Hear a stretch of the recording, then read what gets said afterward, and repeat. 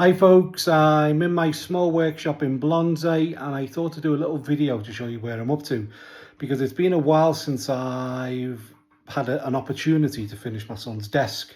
So it's time to finish my son's desk. So we're doing final joinery on the Elm and Red Oak desk. So this is the leg design. I've got a tri-leg, which is a back splint leg of elm and then a front leg of red oak.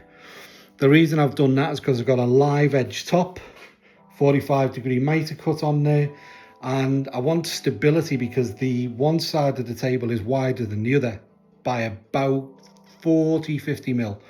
So I just want to add some stability. So I'm actually offsetting the legs where this leg is more forward and this leg is just tilted back a bit so it doesn't sit square, and that will add to the stability of the table because I didn't want to use a huge leg.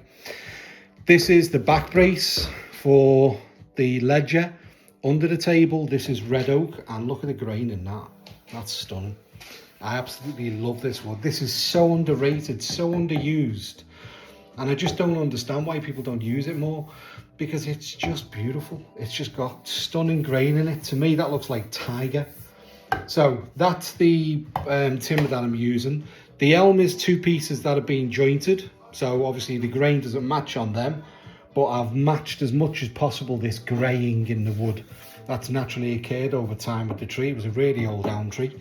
And it's quite blonde. You won't recognise that as normal elm, but it is elm.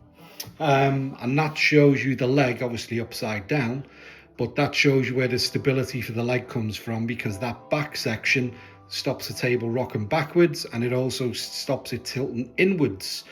So even though it's a short leg, it does a lot with the stability because the leg itself is only 250 mil deep, but that section takes it up to 32, so 320 deep delt leg. And then I wanted to show you this, the Bora Centipede. So I'll just pick this up. If I come to the end of my workshop, you'll see why I've got it set up. So my workshop, this is 35 square meters. And when I've got the main bench up, obviously I've got this space here and you need somewhere else to do final sanding or other bits of joinery.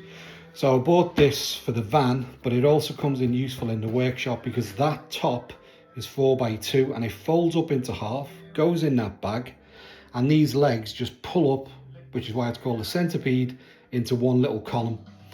And then it's locked on by these little locking pins here. And the locking pins are great because all you have to do is twist your pin and pull it out, and that's what it is.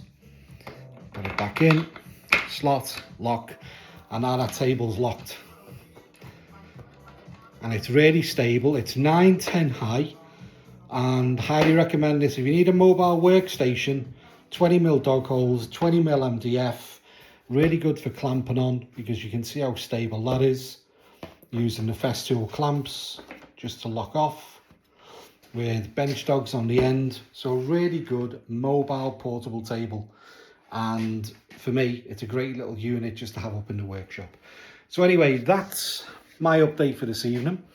I think it's about 9 o'clock and it's time to get some joinery done because we've got to get this baby all glued up. Thanks for watching.